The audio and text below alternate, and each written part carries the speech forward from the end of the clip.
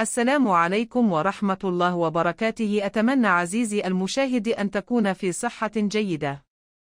قبل الولوج في تفاصيل هذا الخبر المرجو، عمل لايك للفيديو واشتراك في القناة. أكدت العديد من المصادر الرسمية خبر إلقاء القبض على مغني الراب الجزائري المعروف داك في مدينة عنابة. هو مغني راب مثير للجدل.